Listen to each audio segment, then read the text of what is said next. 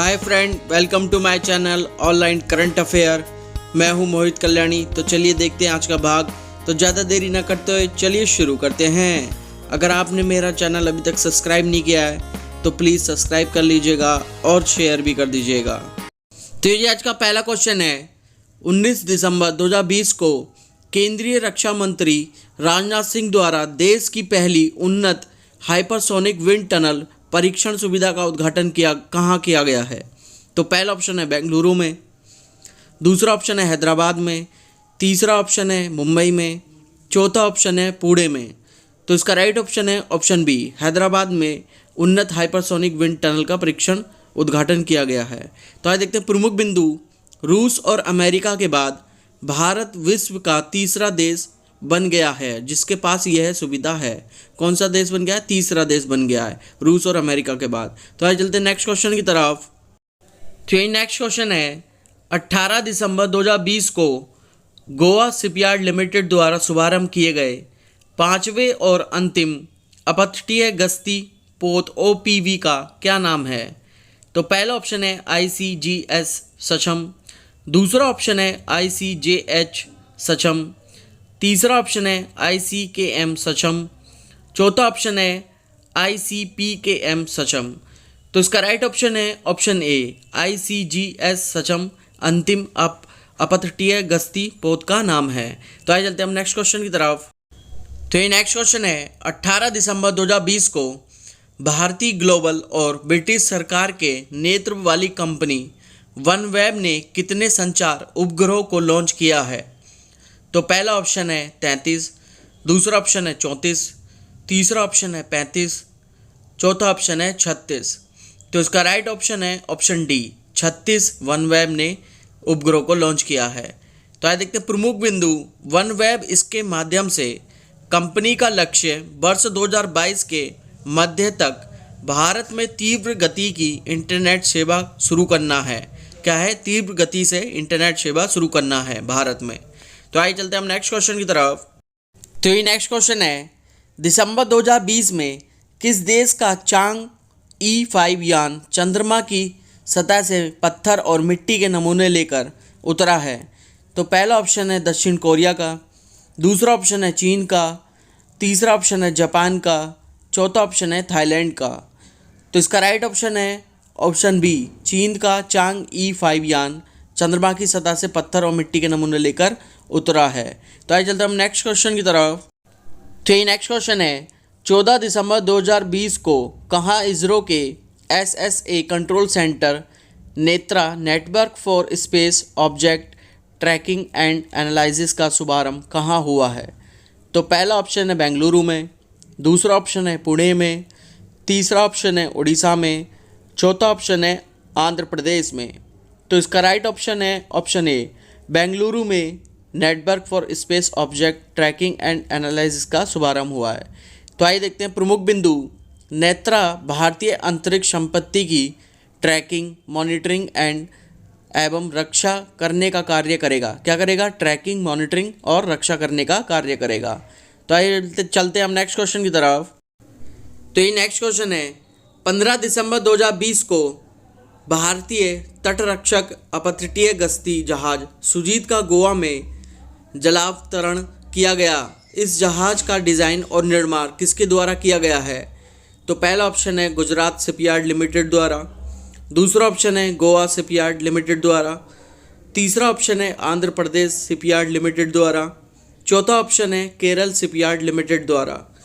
तो इसका right option है option B, Goa shipyard limited द्वारा निर्माण और डिज़ाइन किया गया है। तो आइए चलते हैं हम नेक्स्ट क्वेश्चन की तरफ। तो ये नेक्स्ट क्वेश्चन है। 1 दिसंबर 2020 को भारतीय नौसेना ने ब्रह्मोस मिसाइल के नौसैनिक संस्करण का कहाँ सफल परीक्षण किया है? तो पहला ऑप्शन है बंगाल की खाड़ी में, दूसरा ऑप्शन है अरब सागर में, तीसरा ऑप्शन है अंडमान सागर में, चौथा ऑप्शन है ओमान की खाड़ी में। तो इसका राइट ऑप्शन है ऑप्शन ए, बंगाल की खाड़ी में ब्रह्मोस मिसाइल के नौसैनिक संस्करण का सफल परीक्षण किया है। तो आइए चलते हैं हम नेक्स्ट क्वेश्चन की तरफ।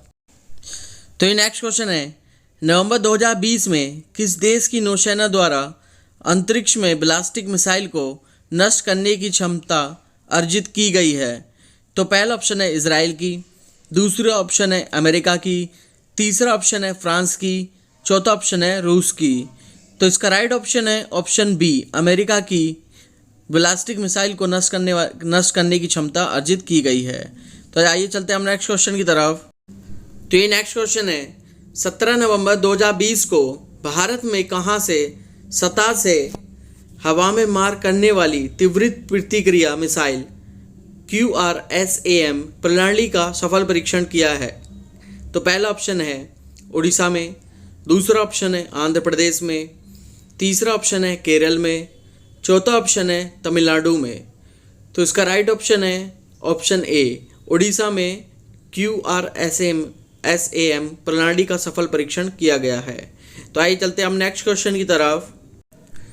तो ये नेक्स्ट क्वेश्चन है, फरवरी 2021 में mobile app carbon watch launch करने वाला देश का पहला राज्य केंद्र शासित प्रदेश बना है?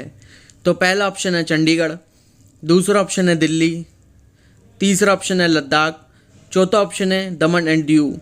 तो इसका राइट ऑप्शन है option A, Chandigarh carbon watch launch करने वाला केंद्र शासित प्रदेश बना है। तो आइए देखते हैं प्रमुख बिंदु। यह है किसी व्यक्ति के कार्बन फुटप्रिंट का आकलन करने वाला देश का पहला ऐप बना है। क्या करने वाला? फुटप्रिंट आकलन करने वाला।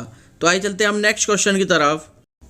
तो ये नेक्स्ट क्वेश्चन है, मार्च 2020 में संयुक्त राष्ट्र महासभा ने किस वर्ष को अंतर्राष्ट्रीय बाजार वर्ष घोषित करने के भारत के प्रस्ताव का सर्वसम्मति से अनुमोदन किया है? तो पहला ऑप्शन है वर्ष 2022 को, दूसरा ऑप्शन है वर्ष 2023 को, तीसरा ऑप्शन है वर्ष 2024 को, चौथा ऑप्शन है वर्ष 2025 को। तो इसका राइट ऑप्शन है ऑप्शन बी, वर्ष 2023 को भारत के प्रस्ताव सर्वसम्मति से अनुमोदन किया है। किसने? संयुक्त राष्ट्र महासभा ने। तो आइए चलते हैं हम नेक्स्ट क्वेश्चन की तरफ। तो ये नेक्स्ट क्वेश्चन है, 15 नवंबर 2020 को स्पेस एक्स ने फॉल्कन रॉकेट से कितने अंतरिक्ष यात्रियों को अंतर्राष्ट्रीय अंतरिक्ष स्टेशन ISS भेजा है?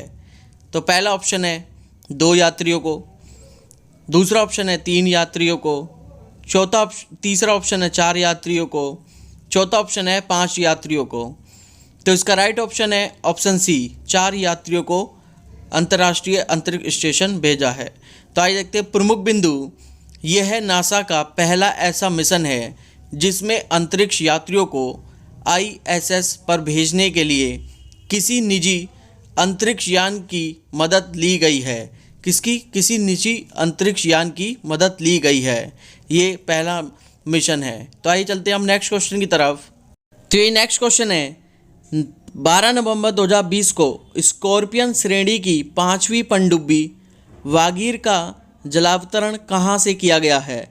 तो पहला ऑप्शन है कोलकाता से, दूसरा ऑप्शन है मुंबई से, तीसरा ऑप्शन है गोवा से, चौथा ऑप्शन है विशाखापट्टनम से। तो इसका राइट ऑप्शन है ऑप्शन बी, मुंबई से जलावतरण किया गया है। तो आइए देखते हैं प्रमुख बिंदु। प्रोजेक्ट 75 के तहत निर्मित अन्य 4 पनडुब्बियाँ INS कलवरी, INS खेंदरी, INS करंज और INS वेला पहले ही भारतीय नौसेना में शामिल हो चुके हैं। कितने? 4 अन्य पनडुब्बी के नाम ये हैं। तो आइए चलते हैं हम नेक्स्ट क्वेश्चन की तरफ। तो ये नेक्स्ट क्वेश्चन है, नवंबर 2020 में किस देश ने प्रौद्योगिकी परीक्षण हेतु अंतरिक्ष में दुनिया का पहला उपग्रह का सफलतापूर्वक परीक्षण किया है? तो पहला ऑप्शन है जापान ने, दूसरा ऑप्शन है इजराइल ने, तीसरा ऑप्शन है चीन ने, चौथा ऑप्शन है रूस ने। तो इसका राइट ऑप्शन है ऑप्शन सी, चीन ने सफलतापूर्वक परीक्षण किया है। किसका?